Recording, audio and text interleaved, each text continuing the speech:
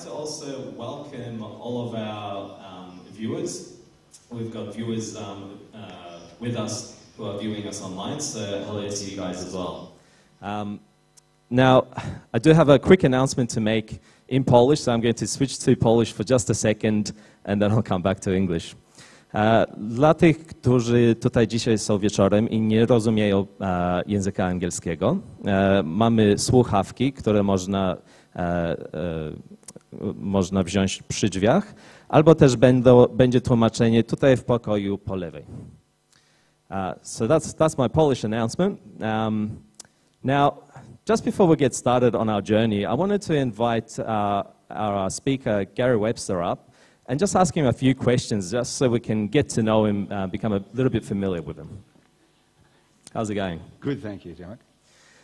So you've come quite a bit of a way to get here. You're not from Victoria. Just across the ditch down in Tasmania. So just a little ways. Now, I know you've got an MA in archaeology. I was kind of curious, what got you interested in the topic in the first place? That's an interesting question. I'm going to answer it at the end of the program. That might fit it better. Sorry about that. Okay, no, that's fine. That's something for us to look forward to, I guess. Now, when it comes to archaeology, I guess I'm curious, what is maybe a topic that you're particularly passionate about, or is there a time period that you think is particularly exciting? I'm interested in many of the time periods that I look at, but probably in particular the time period of the Assyrians. The Assyrians were great, the masters of the ancient world from about 900 to 600 BC. And there's so much archaeology that's been discovered concerning those guys. They were called the terrorists of the ancient world. Right. Are we going to be talking about them tonight? Not tonight, but I'm going to talk about tomorrow afternoon, actually. Okay. So that should be pretty interesting then. Okay. Now, I understand that you've given these talks in quite a few places, quite a few countries. How many countries have you visited with this particular seminar? Ooh, that'd be hard to count up, but let me just, New York, a number of times in New Zealand. We go to Ottawa this year in a couple of months. Been to Poland twice, Łódź and Białystok. Oh, very nice. Out in the Pacific Islands, quite a bit, yeah. So. Okay, so quite a broad range of places. And people are very interested in this subject. They really are. Wherever you go. Yeah, that's great. Well, I won't hold you up any further. I'll let you get stuck right into it. Good, thanks. Come on a journey to lost civilizations. See ancient artifacts and long-lost ancient scrolls. The strange writing on this clay brick is known as cuneiform. Now, this script was used... Take the journey of a lifetime and travel to ancient Babylon and the island of Patmos to discover how ancient mysteries reveal the future. A live seminar series. Don't miss any program.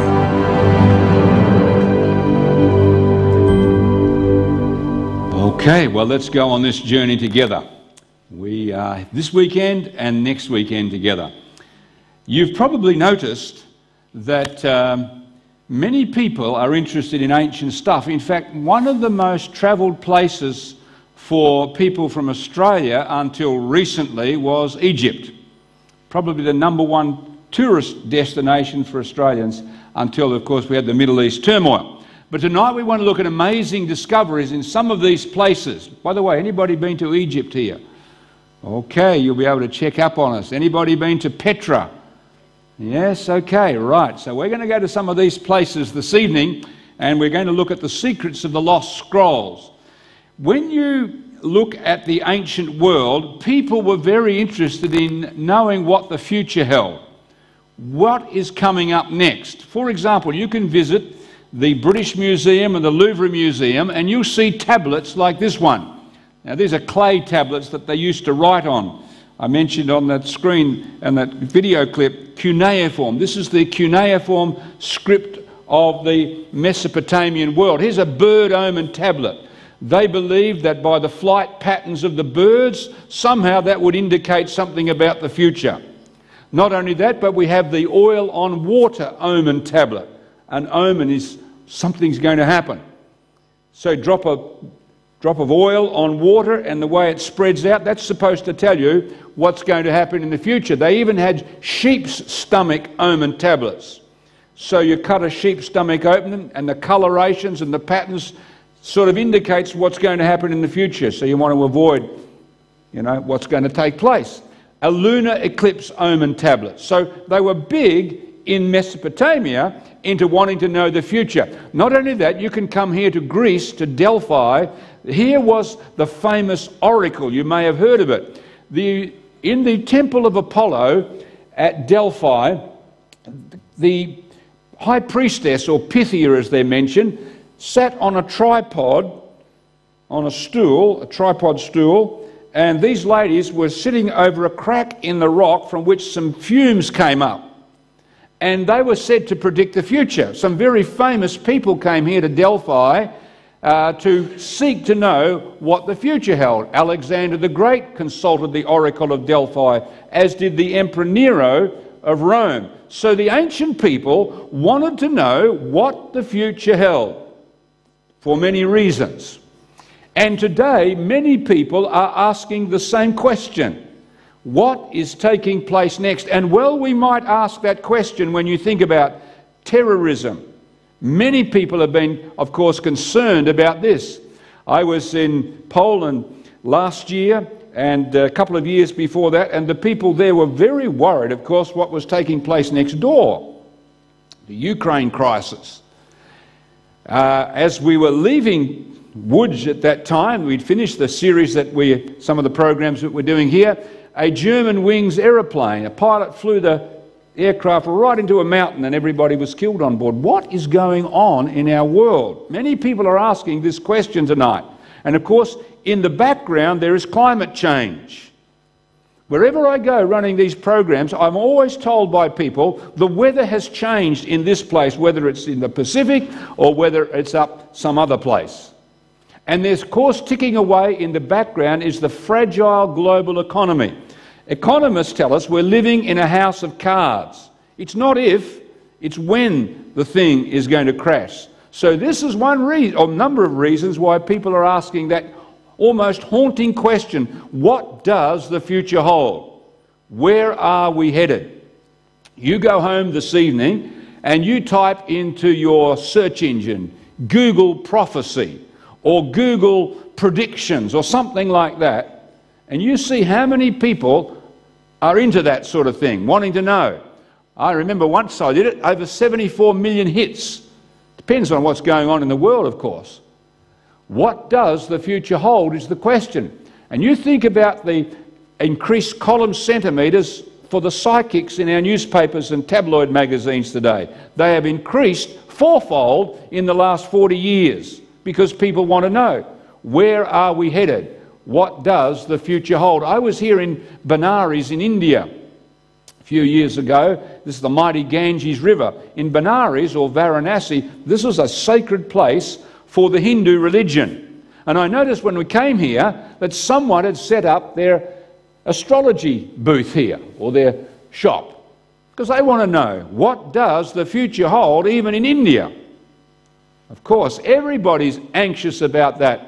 When we were coming home on that same trip from India, we stopped by Bangkok and someone had set up their palm reading booth, because many believe that the patterns in your palms of your hands can somehow indicate what the future holds. Many people in different parts of the world are asking that very important question. You will remember just about, 6 years ago, there was the year 2012 and the Mayan calendar.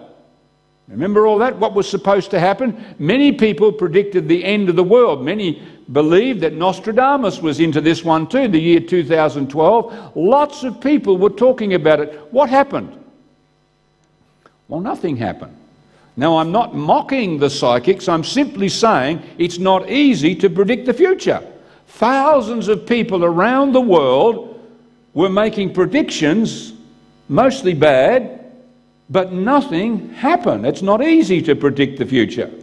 What about the year 2000? Some of you remember the year 2000? When we moved from 1999 to the year 2000, lots of things were supposed to happen, right? You remember Y2K bug? That was supposed to wreck all our computers and the power was supposed to go up, but what happened? Well, nothing happened. But thousands of people all over the world were making predictions. Again, I'm not making fun. I'm simply saying it's not an easy thing to predict the future because lots of people were doing it, but nothing happened. I was noticing this magazine a few years ago, These Times magazine. They ran a survey on predictions by the psychics, and they discovered on their research, their survey, that 6 out of 250 specific predictions were actually correct. That's only 3%. You could guess at it and do just as good. It's not easy to predict the future, that's the point. In fact, they noticed that the average leading psychics average, their batting average, the average of the leaders is only 16%. Wow, you think about that. What if you stake your life on those predictions and it's in the 84% that's wrong? That's pretty serious business. Could be for us, couldn't it?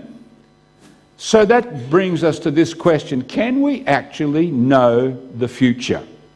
Or is it just sort of wishful thinking about this thing, the future?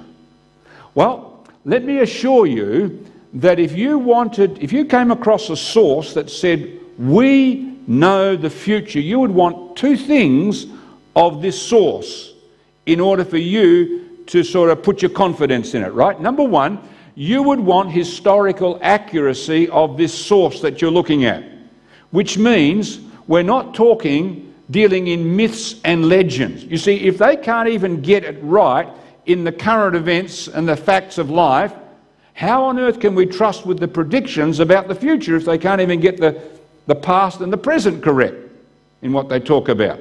In other words, we need a source that's historically accurate. Second thing you would want is of this source, it's a proven track record of fulfilled predictions. Meaning, when they make predictions, they get it right. For example, if I said to you this evening, I want you to know that on Monday morning, the share prices of Qantas are going to hit an all-time low. They're going to be worth 1 cent a piece. But on Wednesday, they're going to hit an all-time high, $100 a piece.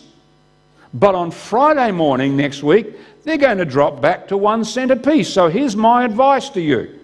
I suggest that you buy up you borrow as much money as you can, you mortgage your house, you do anything to get as much money as you can, and on Monday morning you go and buy those Qantas shares at 1 cent a piece. And keep them until Wednesday night. But make sure you sell them off before Friday morning when they go back to 1 cent again. Now, are you going to mortgage your house, borrow money from the bank just because Webster says so? No, what you're going to do, if you've got any sense right, is you're going to go and look at my track record. Have I made predictions on the stock market that have come true? Did I predict the 1987 crash? How did I go with the 2008-9 GFC? How's my track record? Because if you can see I keep getting it right, then you're going to listen to what I say, right? So that's the second thing you need. I need to speak and get my facts right in the everyday, today and the past, what I'm talking about, but I also need to have a proven track record. Now, is there such a source? Well, yes, there absolutely is, and I'm going to give you the evidence tonight for that source which is absolutely dependable and reliable when it comes to predicting the future. So, we're going to go tonight to see what the archaeologists have discovered in the Middle East in particular, and we're going to go to university history to check, using those two things to check up on this source that we're going to talk about. All right, so let's first of all tonight begin with archaeology. What is archaeology? Just so to make sure we're all on the same page, let me talk a little bit about what archaeologists do. I've dug in the Middle East and I enjoy doing that. My daughter, who is studying her PhD, doing her PhD, she digs there every year. In fact, she's just coming this weekend back from Israel. But let's talk about archaeologists. Archaeologists dig up the past, if we can put it that way. You see, the ancient people used to put their cities and villages as much as possible, especially in places like Israel, Jordan, Turkey, Greece, Italy and so on hills, because it's easier to defend when you're up on a hill, right? Much easier if you're up on the hill and the enemy's got to come up, and also it's above the floodplain, so you're not likely to get flooded out and so on. So they would build on slight rises, but over time those hills would grow, and we call them tells. Why would they grow? Well, you see, what would happen is, so let's say an earthquake shook the place. Often in the Middle East that earthquakes were quite common. Say it shook the city and lots of the walls tumbled down. Not all of them would fall down, but the people, when to repair, they would use as many structures as they could, but they would also then bring in fill to level out everything out and build on top. Then if an army came through maybe 200 or 300 years later and there was a big fight, the people ran away, but their city was burnt, some of the existing structures would still be used, but the rest was no good. The people who came and took over later on, they'd bring in fill and build on top. So the hill is growing over time, you can see. And we call it a tell. You can see from this one here, this is Tel Megiddo. Have you ever heard of Armageddon? I'm sure you have. In fact, it's a famous prophecy about Armageddon in the biblical records, but this is where this thing comes from. Tel Megiddo was a famous city on a trade route that ran from Egypt right through up to Turkey and over into Mesopotamia. But you can see here, Tel Megiddo, there is about 30 civilization levels in this one city alone in Israel. You can see, for example, here, down in this level, the people had some structures. Then as time went on, they brought in fill, and here's another level up here. So 30 odd civilization levels in this one city. Now, for archaeologists, pottery is very important.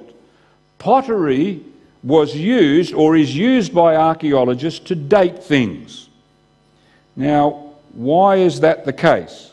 Well, you think about cars. Car styles change through time, don't they? And if we've got a guy here tonight who's an expert at cars, he doesn't need the whole car. He just can maybe look at the back bumper bar and say, that's from the 50s, that's from the 30s, that's from the 70s, because he's such an expert, he knows the shapes and sizes, and you'll notice many times cars of different makes sort of even look a little bit alike at certain periods of time. So he can just look at the bumper bar maybe. If there's a woman here tonight who's really into fashion, she can look at the back of a dress and say, that's from the 50s, that's from the 1700s, because dress styles change like other things change. Now, so was true with pottery. You can imagine, here's a pot here, this one here, this comes from what we call the late Bronze period, which is around about the time when the Israelites are moving into Israel from Egypt. So let's say a lady comes to her neighbour and she sees a pot like this and says, wow, that's a beauty. I think she's a bit blind with this one. That's a beauty. Where'd you get that from? Well, I got it down the local, bazaar. And so all the ladies rather like those pots, so they either get their potters to copy them or they import them. And so all around the world you can see, I've been to India, and you can see pottery very similar to what you see in, say, Jordan. And that's because pottery styles changed around the world because of trading, and so pottery helps us date things. So as we're digging, the deeper we go, the older things are, of course, because civilization's building on top of each other. Now, the archaeologist doesn't need a whole pot. In fact, you seldom find pots like this. This is just a little replica, and I'll talk about this in a little moment. You seldom find pots like this. You do, of course, but relatively speaking, you're only going to find pieces of what we call shards, pottery, pieces of broken pottery. Here's one, a handle of some great container.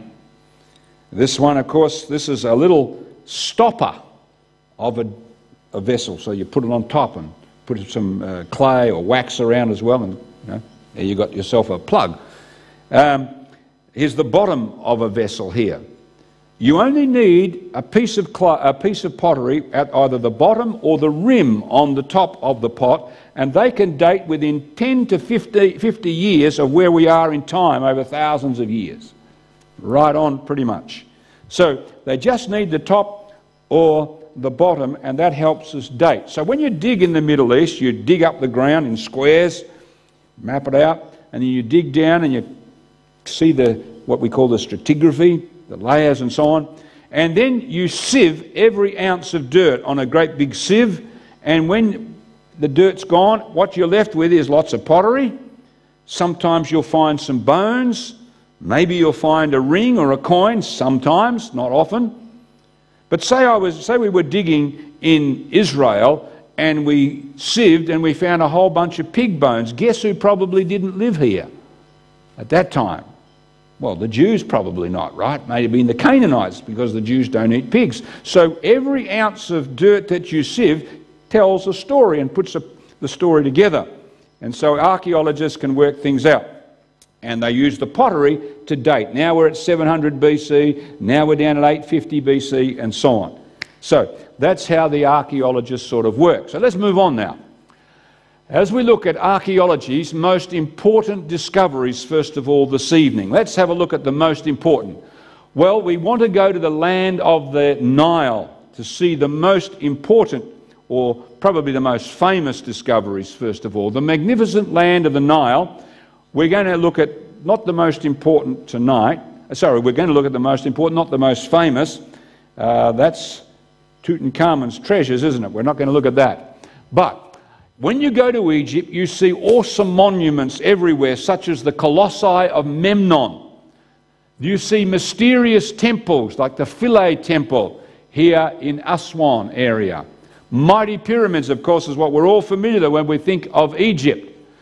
You just have a think about how big these pyramids are. Here's the largest of the pyramids that you see on the plains of Giza. This is Khufu's or Cheops pyramid. This thing is about 140 metres high.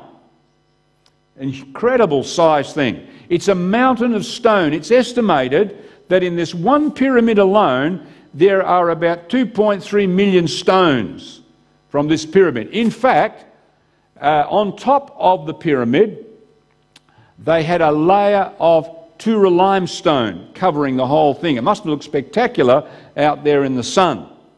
But if you cut up all the stone in this one pyramid into cubes, 30 centimetres by 30 centimetres by 30 centimetres, and you put those cubes end on end, they would go around Australia more than twice around the edge of Australia from one pyramid, all for this pharaoh for the afterlife.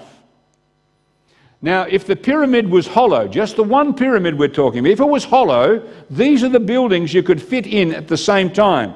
You could fit in the beautiful, magnificent Muhammad Ali Mosque from Cairo, the Notre Dame Cathedral of Paris, St. Peter's Cathedral or St. Peter's Basilica in Rome, and St. Paul's Cathedral in London.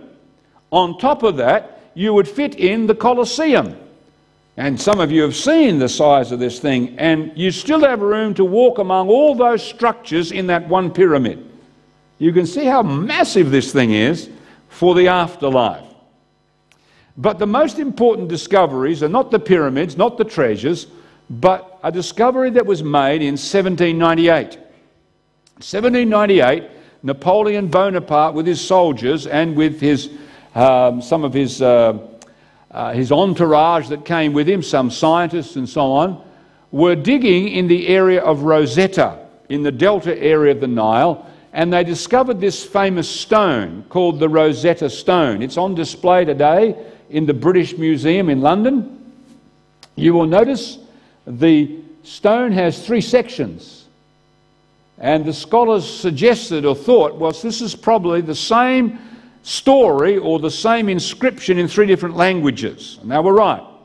The top one up here is the Egyptian hieroglyphs, which they couldn't read at this point. Nor could they read the second one, which is a cursive Egyptian script called Demotic. and the last one was Greek. They could read the Greek. They'd been able to read that for centuries. So they worked on this thing, and one man in particular, Jean-Francois Champollion, worked on this trilingual inscription, and after 20 years, he, with others, was finally able to decipher the Egyptian hieroglyphic script. Now, what did that mean? The reason this is such a significant discovery is that now they were able to understand all the history, or a lot of the history of Egypt, the religious beliefs, the cultural practices. They were able to help put that all together now that they could read the writing on the tombs and the temples and the papyrus documents of Egypt. The second of the great discoveries, so by the way, Egypt of course was a great centre of civilization in the ancient world, so now they could unlock that.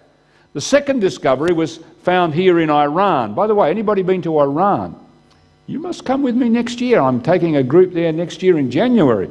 Iran is one of the best places to visit, let me tell you.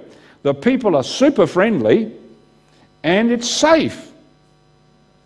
You don't have people walking around with machine guns. I've been there twice and I've never seen anyone with a gun except a guy in a guard tower in an army base. Well, that's where you'd expect to see one.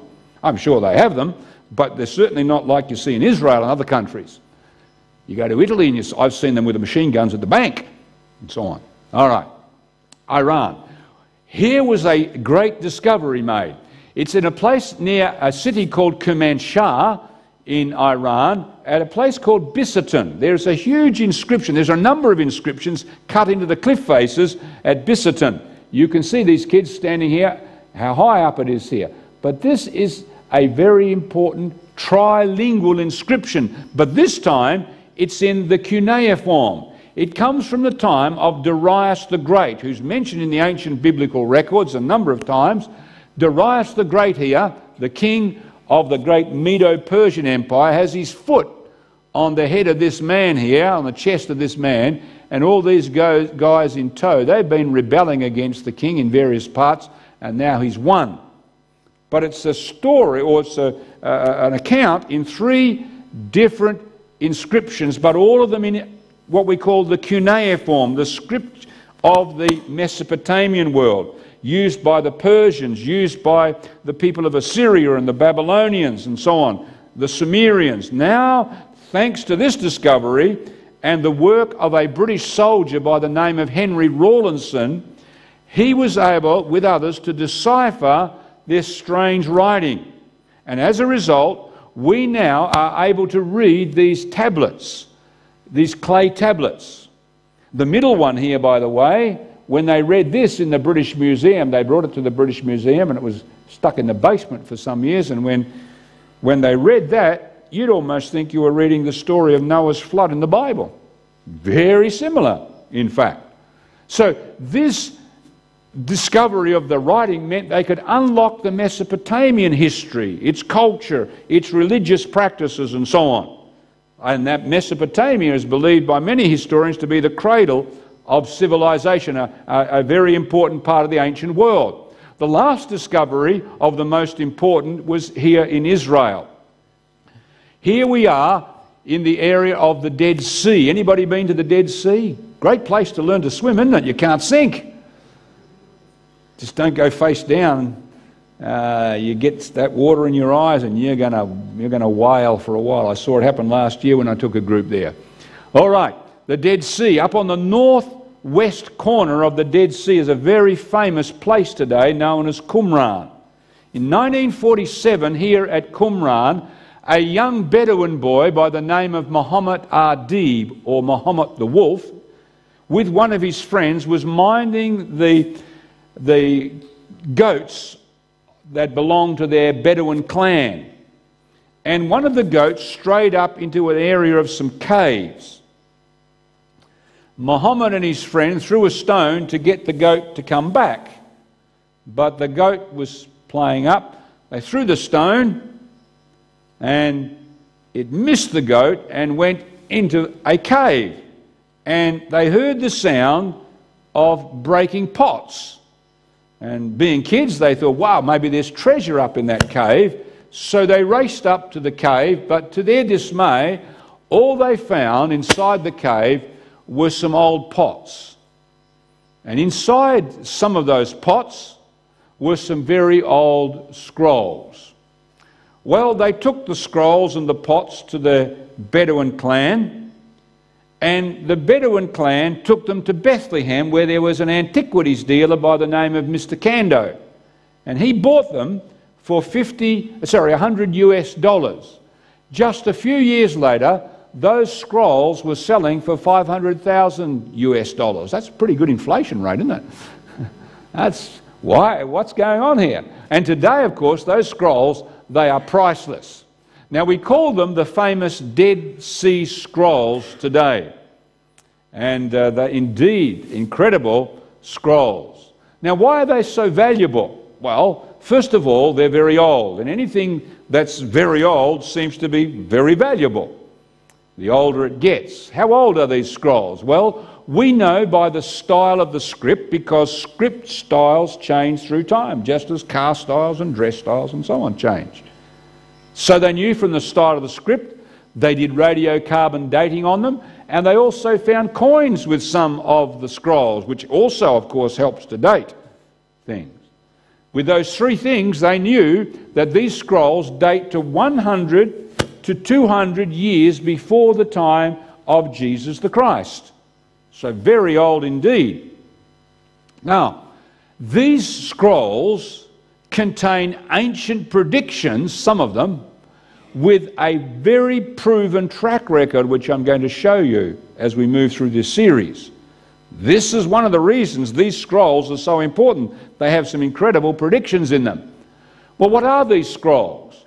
Well, when scholars looked at these scrolls, they found about 1/3 of them, roughly, thereabouts, were about the rules of this group who copied these scrolls. They were a group of monastics, Jewish monastics living out in the desert. So their rules and their practices. And then others were their beliefs as well. But about 40% of them were what we call copies of parts of the Bible, the Old Testament part. I'm sure most of us have seen a Bible, you've been into a motel and so on. Well, every book of the ancient Old Testament biblical manuscripts, except the book of Esther, was found among this collection. And one of the books, indeed, which has lots of predictions, was a favourite of these monastic, was the book of Daniel. Talk about that a little later on. Now, these biblical manuscripts, these scrolls show us that the Bible hasn't changed through time. You see, scholars thought that if someone writes the original way back, let's say 600 BC, and then you copy the original, and someone copies the copy of the original, and down through time someone copies the copy of the copy of the copy of the original, surely the longer after the originals, surely you're going to introduce a bunch of mistakes as time goes on through copying errors. For example, you've all played the game Chinese Whispers, I'm sure. Right? I whisper something into this lady's ear, we pass it around the room, you play it, and this gentleman whispers it back in me. We know it has changed dramatically. You probably don't even recognise it, because mistakes are made in transition. So scholars thought, surely that will happen with the biblical manuscripts through time.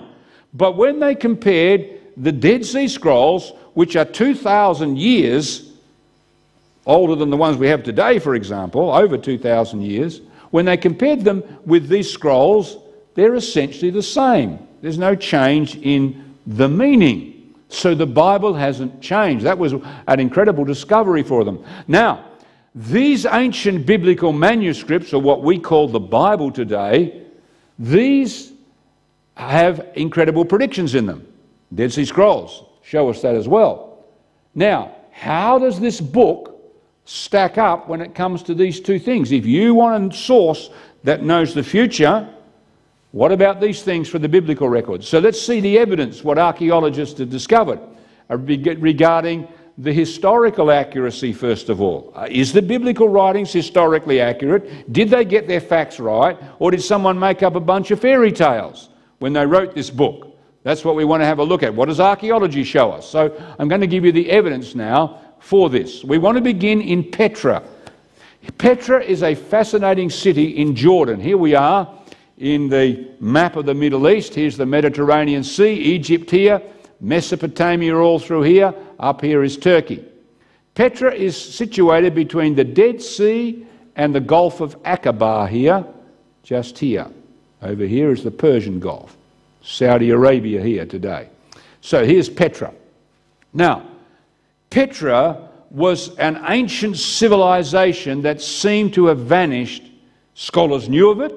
The Egyptians mentioned it and so on, but nobody knew where it was. And there was a famous Swiss explorer by the name of Johann Ludwig Burckhardt. Well, he became famous because of what we're going to talk about.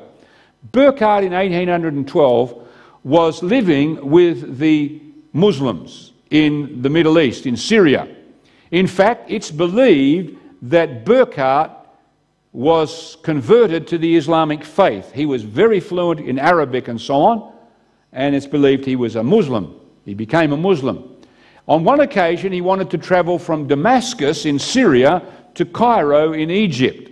So he took a guide with him from Damascus. And as they're journeying along, the guide began to tell him of a place not far from the tomb of Aaron, the brother of Moses, if you remember the story of Moses, Prince of Egypt, and Ten Commandments, Cecil B. DeMille's epic blockbuster film from Hollywood. I'm sure we've heard of Moses. Well, Aaron was the brother of Moses, and the guide told Burckhardt of a fabulous city carved out of rock near Aaron's tomb. And immediately Burckhardt pricked up his ears. Could this be the famous, fabled city of Petra, carved out of rock? Is this what we're talking about? So as they journeyed, he was trying to think, what can I do to get to see this place? So after a while, he said to the guide, he said, listen, I have a favour to ask of you. He said, you know, I'm a Muslim. He said, I want to go to the tomb of Aaron to offer up a sacrifice in honour of Aaron. Now, no Muslim is going to deny a fellow Muslim such a privilege to go and do that. So the guide said, I'll show you, I'll take you there. And Burckhardt knew he had to go near Petra somewhere. So as they came along their journey, they came here. By the way, here's Mount Hor. If you can see a little white dot up here, that's the traditional burial place of Aaron, the brother of Moses. So as they come here toward this area, they came to Wadi Musa. It's a great town, city almost, it's almost a city, here in Jordan today. Here at Wadi Musa, he hired another guide to take him up to Mount Hor. The guide took him down through this wadi, dry riverbed. And as they came further down, structures started to emerge that had clearly been carved by human hands. The further they went in to this wadi, down this wadi, the cliffs began to tower on either side, 100 metres above them. Incredible. And beautiful colour formations too, these what we sometimes call the rose-red city of Petra. As they came toward the end, a building started to emerge in front of them. When they came out of that seek, or that cleft between the rocks, there it was, El Khazna, the treasury, the facade of a building carved completely out of the stone, the sandstone type of rock that they have here in Petra. As Burckhardt came into the valley, he noticed many structures that were cut out from the rocks. There were houses, there were temples, tombs, and look at this magnificent temple known as El Deir, the monastery. You can see how big this thing is. Here's a person trying to climb in the front door. You've got a hard time getting up there under that, in through that big door there. And all of this carved out from the rocks there. And Burckhardt's breath was taken away by all this, and the guide said, I thought you wanted to go to Aaron's tomb. And he pulled his rifle out and threatened to shoot him. Whereupon Burckhardt decided to offer up his goat and get out of the place and announce to the world that he discovered or rediscovered the city of Petra. Now, what is this place and who lived here? Well, scholars believe the first inhabitants of Petra were the Edomites. Now, by the way, if you've ever studied something of the history of the Israelites, you'll know that Abraham was the father of the Israelites. That's why both Muslims and Jews revere Abraham today, because Abraham had two sons, Ishmael and Isaac. Isaac had two sons, Jacob and Esau. Esau was the older brother of two twins, Jacob and Esau. And Esau, his descendants, became known as the Edomites, and they were the ones who first occupied this area, a whole region called Edom in ancient times, but the Edomites lived here in Petra, it's believed, 1900 BC. Now, in the middle of Petra, in the valley, there's this huge mountain. Well, I would say mountain, but a rather very high hill. Good climb. Take you half a day nearly. Well, not quite half a day, but a good climb up to the top here. It's known as el-Bayara. What does this mean? It means the place of the cisterns, because scholars believe that these cisterns were carved out, these holes in the rock, to catch the rain when it does rain, which is seldom. The rain runs down channels into these big cisterns that they've dug out, and this is believed to be the work of the Edomites here on the top of this mountain. If you ever want to go to Petra, that's worth a climb. Now, the word rock in Hebrew is Sila. In Greek, the word rock is Petra. So this is probably why this place is called Petra, because of this big rock here in the middle, this great hill in the middle of Petra. Now, the Bible prophets made some incredible statements about the Edomites. Jeremiah was one of them. Jeremiah lived about 600 BC. I want you to notice what he said in chapter 49 of his book, verse 16. You, talking of the Edomites, who live in the clefts of the rocks, who occupy the heights of the hill. Probably a reference to el-Bayara. So it seems the biblical writers talked about this place.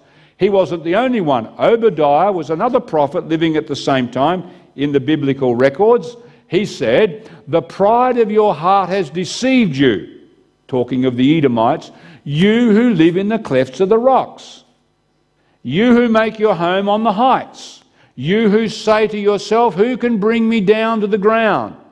Though you soar like the eagle and make your nest among the stars, from there I will bring you down, says the Lord.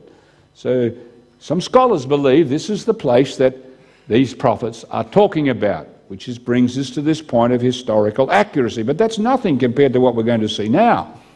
Let's come to a region called Moab in ancient times. Edom was down further south. Moab was just next door. Now, I want to talk for a moment about a king in the biblical records called Mesha, King Mesha of Moab's rebellion. This man lived in the 9th century BC according to the Bible. You can read what it says about Mesha. Let's go to the book of 2 Kings. Notice what it says here, and this is predicted, or this is mentioned, I say not prediction, just recording it, 900, or the 9th century BC. Now Mesha, king of Moab, was a sheep master, and he had to pay the king of Israel, Omri, the wool of 100,000 lambs and of 100,000 rams. This guy's a Kiwi, isn't he, with all those sheep hanging around? Very clear. But it came to pass when Ahab, that's the son of King Omri, was dead, that the king of Moab rebelled against the king of Israel, whose name at this time was Jehoram, son of Ahab, because Israel was split in two, a north kingdom and a south kingdom and so on. All right. Now you can come to the Louvre Museum today, and when you go to the Louvre Museum, you can visit the ancient Middle East section. I love going there. I've been there a number of times, and it's worth going to this museum if you ever go to Paris. But you will come across the Moabite or the Mesha stele in the Louvre Museum. This stele is from the 9th century BC, like a memorial stone. And on it, it says these words, I am Mesha, king of Moab. Omri, king of Israel, had oppressed Moab many days, but I have triumphed over his house. Now you just put yourself into the picture of the guys who found that in the 1800s, and then they read that and compared it to the biblical records. They said, hey, hang on a bit. That's exactly what the biblical writers said, and now we've found evidence from outside, written by others about this event. That's what we mean, historical accuracy. Here's another one. This is fascinating. The Hittites. The Hittites were mentioned nearly 40 times, just over 40 times in the Bible. Now, historians back in the 1800s and so on, they said the biblical writings are wrong. This is wrong. There are no such people as the Hittites. We've never heard of them. They're never mentioned in any other source except the Bible. So the Bible is wrong, they said. Here's an example of where it's mentioned in the Bible. Look, the king of Israel has hired against us the kings of the Hittites and the kings of the Egyptians to attack us. You notice the Hittites are mentioned alongside the Egyptians here. The 2 Kings 7 verse 6. So this is, in fact, Abraham brought a field from the Hittites to bury his wife Sarah, it tells us in the book of Genesis. Now when you go to the Encyclopedia Britannica of the 1860s edition, you will find about 8 lines on the Hittites. And pretty much it all comes out of the Bible, because they had no understanding of these people, didn't think they even existed, until the archaeologists started to work in Turkey and they found a humongous city known as Hattusa. This happens to be the capital, they discovered, of the Hittite Empire. Massive city. You have to get around this on a bus. You can walk around, but it'll take you a good long day to do it all. Here's the gates, the lion gates of the city of Hattusa. Just up the road a bit, there's a Hittite temple. Here's one of the Hittite gods that we're seeing here. I like these little guys here with their nice, cute little hats. Pretty neat, aren't they? These are the Hittite peoples. And we have lots of record. In fact, after, if you want to come and see some of these things up the front here, these artifacts, here's a replica. There it is, of the Hittite inscription. We know very clearly today these Hittite people. In fact, when they unlocked the ancient Egyptian hieroglyphic script, all that writing of the Egyptians, lo and behold, they discovered the Egyptians mentioned the Hittites. Here we are at Abu Simbel, down in the south of Egypt, where Ramesses II, Ramesses the Great is called. He was called Great, I think, because he had about 70 wives and over 200 kids, I think it was. You have to be great to have all that lot, wouldn't you? Anyway, here's Ramesses in all his glory, but you go inside his temple, and what do you see on the walls? You see Ramesses II fighting who? The Hittites. Scholars said these people never existed. The Bible said they did, and historians had to rewrite their history books and bring it in line with what the Bible had actually said so long ago. In fact, you can go to the Istanbul Museum today in Turkey, and when you go into that museum, there is an Egyptian-Hittite peace treaty between Hattusili III of the Hittites and Ramesses II. These people certainly existed. In fact, now we know that they rivaled the ancient Egyptian Empire and the Assyrians. They were a great empire, and yet scholars said they never existed, but the Bible did. This is what we mean by historical accuracy. The biblical writings were historically accurate. This is why archaeologists use the Bible, many of them, as they do their work in the Middle East. For example, this is W.F. Albright, one of the greatest archaeologists of our age. This man wrote over 800 works on archaeology. In fact, he was the director of the American School of Oriental Research. This is like the creme de la creme society of archaeologists. So this guy's no fool, but I want you to notice what he said about the biblical writings. In the center of history stands the Bible. Thanks to modern research, meaning archaeology, we can now recognize its substantial historicity. It's historically accurate. It's not myths and legends stuff. To sum it up, he says, we can now treat the Bible from beginning to end as an authentic document of religious history. And that's why archaeologists use the biblical writings in their work. So yes, historically accuracy. We could spend the rest of the night just talking about discoveries in this area. I could go on and on, but that's enough. Yes, it's historically accurate. Number one thing essential for knowing the future. But what about a proven track record of fulfilled predictions? Well, let's have a look at what we find. Let's go back to ancient Egypt now. There were predictions made in the biblical records about Egypt, specific predictions about its future, way back in ancient times. For example, let's look first of all at the papyrus reed prophecy, made 700 BC, when Egypt was probably the second or third great empire in the Middle Eastern world at this time. The papyrus, by the way, is seen everywhere in Egypt on the tombs and temple walls. Here we have it here, in front of the great king and so on. More of it, and here we are. It used to grow all along the banks of the Nile. Papyrus reed was used to make paper, where we get the word paper. Here we have some papyrus, so afterwards come up and have a look at some. This is genuine papyrus. It was made of a reed, the papyrus reed, and they slice little slivers of it off, lay it this way, and then they lay other pieces over the top this way, and then back over the top this way, like 3-ply, you know. And then they squeeze it together, and you get this paper. This is what they used in ancient times. If you've ever seen the New Testament, it was written on this sort of stuff from ancient Egypt and so on.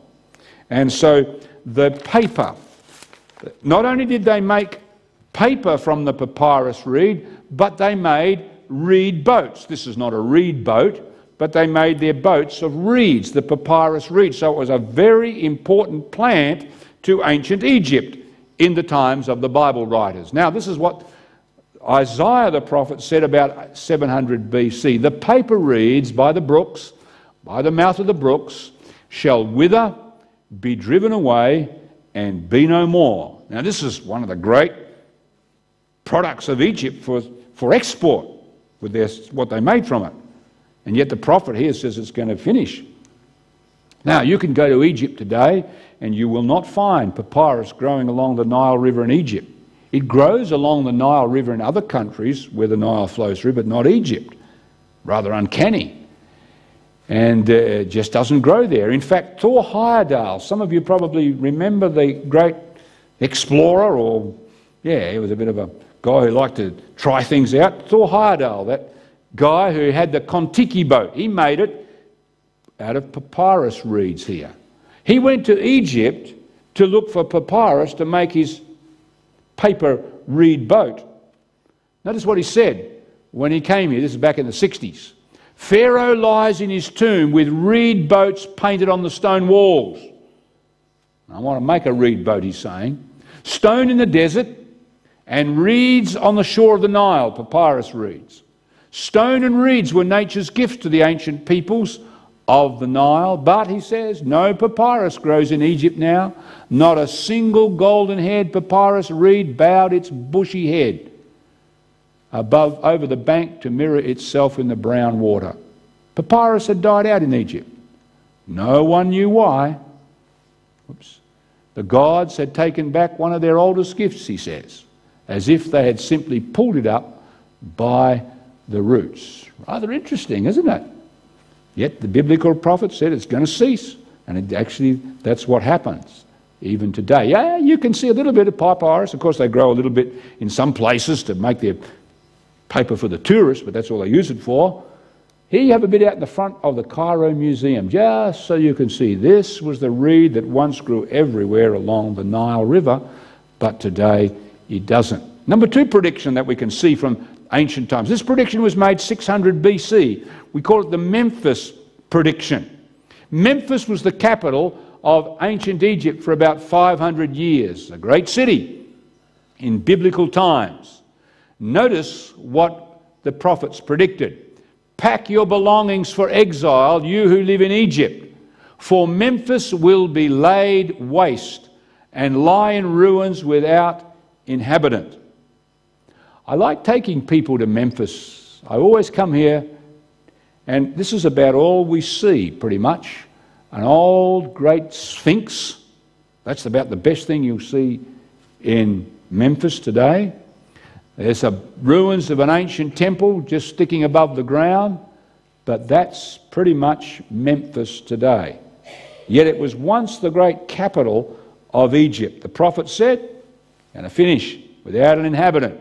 And that's how you find it. Amelia Edwards, an Egyptologist, back many years ago now, notice what she said about this place. Where are the stately ruins which even in the Middle Ages, Egyptian Middle Ages, extended over the space of half a day's journey in each direction, she said. One can hardly believe that a great city flourished on this spot or understand how it should have been effaced so completely. Where's it gone? What's interesting, of course, is that the Bible writers talked about other cities, but they didn't say the same thing would happen. Here's one of the greatest cities of Egypt. This is known as Luxor today, but Thebes in Bible times. This is the greatest sun temple complex in the whole world today, ancient sun temple complex, over 600 acres in the worship of the sun god in Egypt. It's a great city. You can still see it there today. In fact, there's a thriving city today in Thebes, but not in Memphis. The Bible said, I will lay waste to Upper Egypt, set fire to Zoan, inflict punishment upon Thebes. But it doesn't say it's going to be without inhabitants, going to be destroyed, not like Memphis. Very specific. Memphis, this will happen. Thebes, it's going to be punished. That's it. Certainly was attacked, but it still thrives today. You can see the great avenue of ram's-headed sphinxes. Ammon-Ra, the sun god, those ram's-headed sphinxes, the worship of the sun god, from the Luxor to the Karnak temples. Today, you can still see plenty of ruins, and it's a thriving city. Karnak temple in Thebes. There we have it. Third prediction, the prediction about Egypt's future rulers. This prophecy was made in 600 BC by the prophet Ezekiel, who lived at this time. There shall no longer be princes from the land of Egypt. In other words, foreigners are now going to rule Egypt after a while. This prediction's made at the time of the Babylonians. Shortly after, we find the rulers of Egypt, these were they, since 500 BC. Persians ruled Egypt. Then came the Greeks. Then the Romans ruled Egypt. The Turks ruled Egypt. Of course, the British came to Egypt. Who rules today? It's not the native Egyptians, it's the Arabs who have moved in to Egypt who rule Egypt today. The Bible predictions are very, very precise and meet their fulfillment, as we see. One more prediction. These are the predictions concerning Cyrus, the great Medo-Persian king, back around 500 BC thereabouts. Now, this prediction that I'm going to show you, in fact, two of them, were made 150 years before this man came onto the scene. Way before he was born, these predictions were made. We can see that very clearly from the prophet Isaiah. He says, Cyrus, first of all, would set the Israelites free and rebuild Jerusalem. Now, you have to understand that in about 600 BC, the Babylonian king under the king Nebuchadnezzar came to Jerusalem, made 3 raids and destroyed the city of Jerusalem in 586 BC. Destroyed everything and the temple, and took the people from Israel to Mesopotamia, Babylon. And now Cyrus, the Bible predicts, will set the Israelites free and rebuild Jerusalem. Let's notice the prediction. I have raised him, this is Cyrus it's talking about, 700 BC, this guy coming for another 150 years, I've raised him up in righteousness. He shall build my city and let my exiles go free. Very specific, even names the guy. Now, a second prophecy, Cyrus would restore the temple, says the prediction, 150 years before. Who says of Cyrus, he is my shepherd, he shall perform all my pleasure, saying to Jerusalem, you shall be built, and to the temple, your foundations shall be laid. Very clearly, Cyrus is named before he's even alive, and it tells what he's going to do for the Israelites and their city and their temple. Now, that's exactly what happened, and the Persians recorded it. This is a very famous piece of clay. The Iranians would love to get their hands on it. Really belongs to them, but the British have got it. The British have got lots of stuff in the British Museum in London.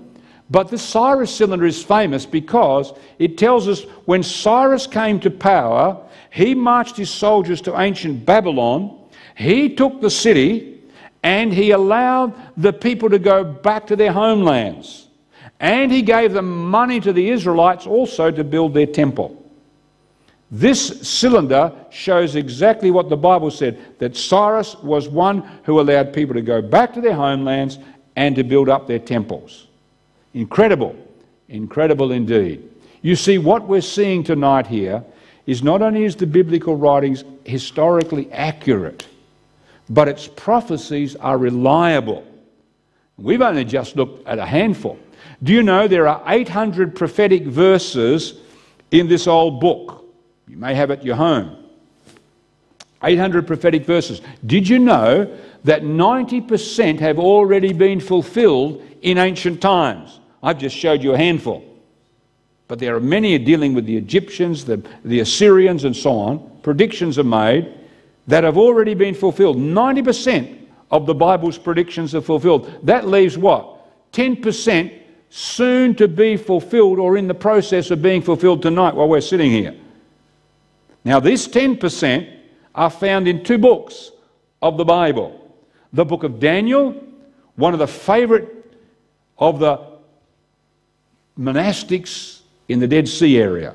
His writings are there, and they used a lot of his writings, and we're going to see some of that. Tomorrow night, you mustn't miss the program. I'm going to take you to one of those predictions found that the Dead Sea Scrolls have the book of Daniel. And the second book with these predictions is the book of Revelation, the very last book of the Bible, the Apocalypse or the book of Revelation. These two books we're going to be looking at as we move through this series. Now, these predictions in Daniel and the Revelation, these are the 10%, and they concern our time. And you're going to see, especially tomorrow night for starters, exactly how accurate this book is and where we're headed in this world. Very amazing. We'll take that tomorrow evening. So as you come along to these programs night by night, you are going to understand the meaning of current global events, for sure. You're going to understand and know what the future holds. You're going to understand and discover how to face the future with absolute hope and confidence, because that's the purpose of these prophecies as well, of course, above everything.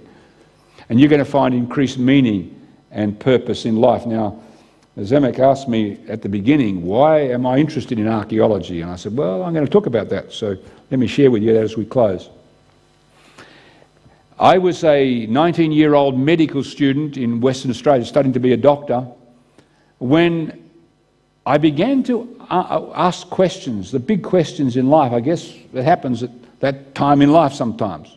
Where have we come from? Where are we going? Is there anybody out there? Or is it just, what's out there? And when we come to the end of life, when we come to death's door, is there anything beyond? Those are the big questions of life. And I was starting to ask those questions at 19 years of age as I started studying medicine. And I began to look for, is there some answers to that stuff? And one of the things I began to examine was archaeology. And as I looked at archaeology, I began to realise, well, at least the biblical writers, they didn't concoct this stuff. Those who ever wrote this stuff, they must have understood what they were writing about, because archaeologists have discovered what they talked about, things. So it's not myths and legends. And I thought, well, that's good. But that doesn't say that there's a God. That just says that the stuff's accurate. But then I began to look at some of these predictions, and some of the ones that we've shared this evening, but even more important ones like tomorrow night's. And as I saw those predictions, I thought, how can you predict those things again and again and again and get it right? Somebody's got to be giving you some inside information here, especially when you make it thousands of years ago and it comes out today. That sort of blew me away, and I realised, yes, there must be somebody out there. And as I delved into these prophecies, I discovered that these prophecies are about hope. These are given so that we might have hope and a future and a purpose in life. So we're going to unpack those. Tomorrow night, you must not miss the program. Let me share with you where we'll be going over the next couple of weekends. Tomorrow night, Ancient Babylon's Prophetic Code. I'm going to be talking about the last empire that's talked about in these ancient predictions of the prophet Daniel.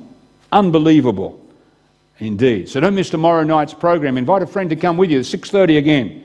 Then on Sunday evening, I'm going to take you to another incredible prophecy from Daniel's book. You can almost, it just blows you away how accurate this guy is. But I'm also going to take you to Jerusalem, and we're going to see some other predictions that incredibly show us exactly what's taking place today. You'd think you're reading the newspaper. You'd think you're watching the nightly news when I go back to some of these predictions. They are so uncannily accurate. Masada and the coming of the Romans. Then on next Friday week, you mustn't miss this, Pompeii's global warnings. I'm sure you've heard of Pompeii. We're going to see from amazing predictions how near the end really is.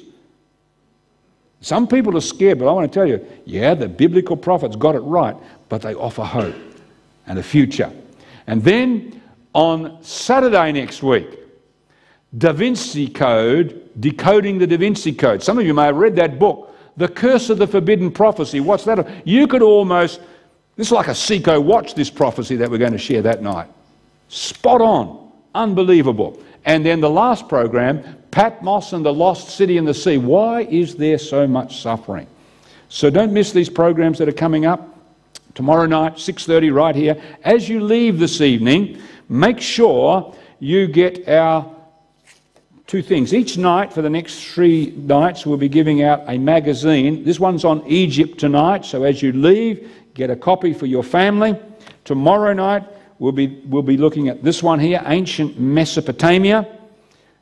Great magazine, beautiful pictures and so on, good for kids for school projects as well. And then on Sunday night, at the end of the program, Israel, that's magazine. But each night you will also receive a sort of a summary of the topic that we've had tonight. A lot of the material that we shared will be in here, not quite all of it, but a good summary of it. Okay, so make sure each night as you leave you get one of these summaries of the program, except I think Sunday we don't have one, you'll get the magazine instead. Okay, travel safe, but let's pray before we go this evening. God and Father in heaven, we thank you for this amazing book. We thank you that it's not a bunch of fairy tales, myths and legends. We thank you that there's some substance under our feet, something solid here. Not only that does it predict the future, but it gives us hope and meaning and purpose in life. So help us as we look at these incredible predictions from the ancient biblical manuscripts. In Jesus' name, amen. Well, travel safe this evening, but we'll hand over to Mr. Zemek. That really is some exciting and fascinating stuff, so definitely don't miss the upcoming seminars we've got tomorrow, Sunday, and then again next weekend, Friday, Saturday, Sunday. Now the night isn't quite over yet. If you'd like, come down and have a look at some of these artifacts that Gary's brought along. Ask him some questions if you've got any. And we've also got some light snacks and some drinks in the church hall. So if you just head out the back, turn left, and just keep going until you see the food. Hang around, ask Gary some questions, and we'll see you there. So see you tomorrow night.